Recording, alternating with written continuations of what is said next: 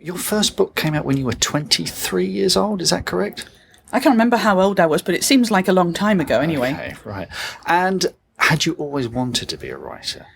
Well, I'd always written, but, I'd been kind of convinced by various people that writing wasn't a proper job and you couldn't make a living doing it. And so a lot of my writing was done by stealth and nobody knew much about it. And were you always writing as you were a child? Is that something did you get the bug quite early? Always, yes. I realised that not all the stories that I wanted to read had been written, or some of them had been written incorrectly.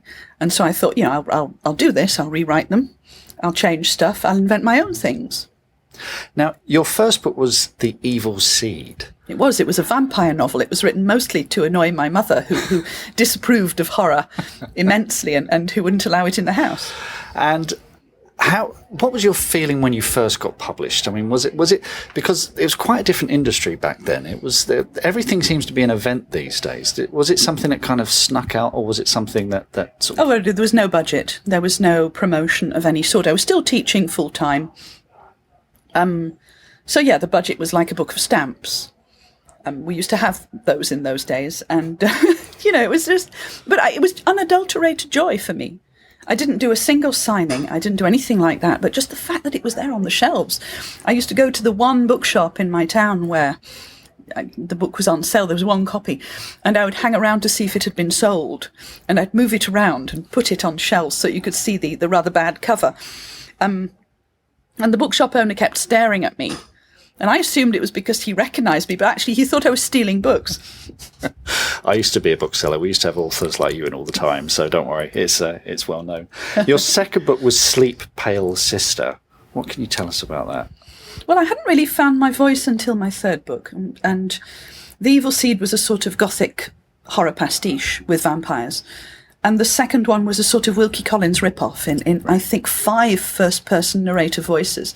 And it was good practice in many ways, but it wasn't really my voice. I was still kind of trying different voices out, which I think is a good thing for a young author to do. Young authors don't always have a voice of their own, and writing fanfic and writing pastiches of other things is sometimes a very good way of doing it. And so it was a better novel than The Evil Seed. And it was very ambitious in scope. It was all about, it was a ghost story set in the world of pre-Raphaelite art. But it wasn't quite me. And then, arguably, you really found your voice with your third book, Chocolat. And that must have changed everything. Well, it changed everything, but not... I didn't expect it to. I was told that it wasn't going to sell, and that it was too parochial and it was too weird and it didn't fit into any conceivable category, and it was about things that are out of fashion. It wasn't really the third book that I'd written, but it was pretty much the moment at which the industry washed its hands of me. I'd tried lots of different things and nothing had quite taken, and then this weird little book appeared, and nobody wanted to publish it for ages.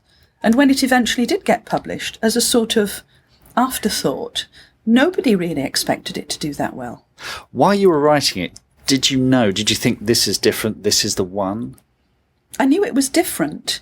It wasn't quite as different to me as it might have been to readers that had followed me, because I had tried a number of other things which were later published and rewritten.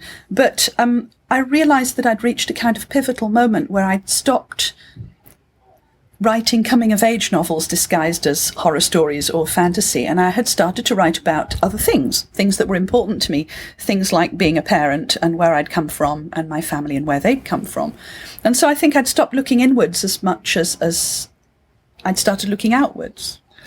And how did it change your life after that? In terms, not just your life, but your career? Was it, did you get people picking up the phone that maybe didn't talk to you before, or? Oh, I'd never had anyone pick up the phone before. Before that, I'd had basically one fan letter from a woman in Pinner who had signed it from herself and all her cats. And that was, as far as I know, the only reader I had. I had what they called a cult following, which meant that I was largely unread. And all of a sudden with Chocolat, I was expected to do signings and tour, and there was a promotion budget. And I realised that I couldn't teach full-time anymore. So I took some time off to see what happened, and I have never gone back. Fantastic. I think for a lot of aspiring writers, that's the dream, to become a full-time writer. Were you Were you prepared for it? Was there anything about it that shocked you, having to write full time? Oh, I wasn't remotely prepared for it. I wasn't prepared for any part of it. I wasn't prepared for the amount of free time I would suddenly have on my hands, and which I spent mostly watching Doctor Who and making toast. Fantastic. I wasn't prepared for the amount of scrutiny that I was going to get from the press. I was completely incapable of dealing with that. And of course, when the movie came out, and it came out very quickly after the book, it came out, just over a year after the book. The book had already been a bestseller, and I thought I was dealing with that. And then the movie came out, and it was just completely crazy because I was having to deal with it all over again on a much bigger scale. And it was wonderful, but it was also high anxiety. And no one really trained you for that kind of success, do they? Nobody ever does train you for success, because most of the time what they try to do is prepare you for failure.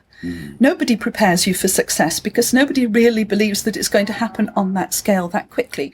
And so I was prepared to fail. That was fine. I was good at that. Being successful, I wasn't so good at. And so I kind of had a year of having awful panic attacks in very public places like St. James's Palace and the Oscars and things, where I would just flake out like Tony Soprano and just wake up lying on the floor thinking, how the hell did I get there? I got over it in the end.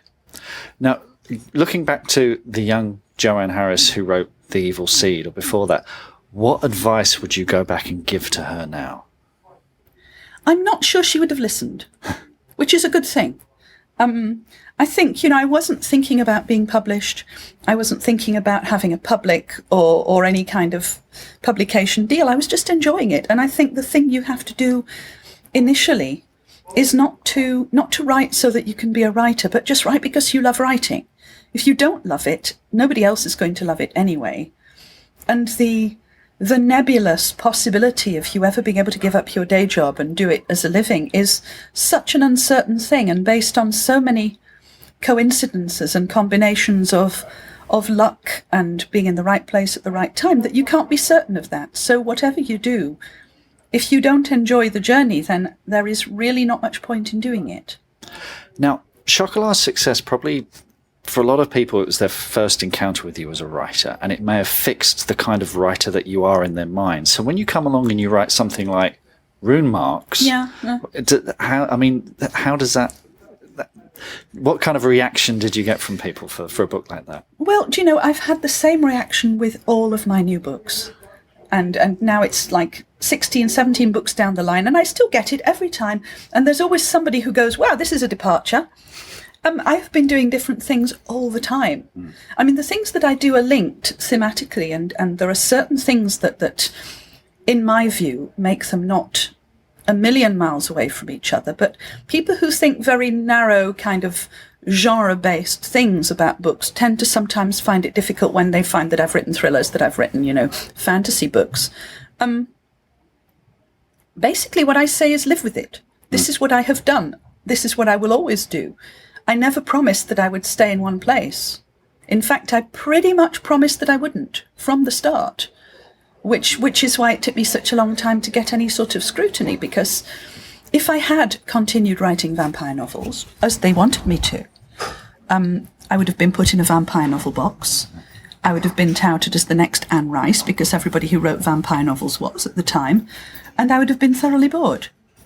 So, I've always written kind of what I wanted to, and I've always been very lucky because I have a very loyal readership who are content to follow me into these kind of different places without complaining too much and without saying, why doesn't this one have chocolate in it? Yes. Can we talk about your sort of daily habit as a writer? Are you, for a start, do you write every day? I don't write every day, but I usually write every day. It kind of depends. Some days I just know it's not going to work, and I have stopped trying on those days because usually it's better if I do something else. Basically, I think that usually if I get blocked, or if I am tired, or if I know I'm not going to perform, it's much better me doing something different. You're wonderful on social media, particularly your shed. Your shed, yes, that transforms every day. And my shed has more fans than I do, I think, on Twitter. The thing is, they're wonderful stories. They're wonderful short stories. Is that like a warm-up exercise for you? Is that something you do to get into a groove, or is it? It is a bit. It started off as a kind of Zen exercise. Yeah. where I had to concentrate on writing one sentence, and then once I'd written the first sentence, which happened to be on Twitter, then I would go off onto whatever I was doing. It has become something slightly different now. I write stories on Twitter, and I write them as I write them. You can watch me write them. I haven't written them before. I'm not just kind of posting them on having written them initially. But it's helped me a lot in terms of economy of words and of how sentences are constructed, and has made me think about things in a way that I wouldn't have done if I didn't have a 140 character limit. And so that's been very helpful. And I think it's actually affected my writing style outside of social media.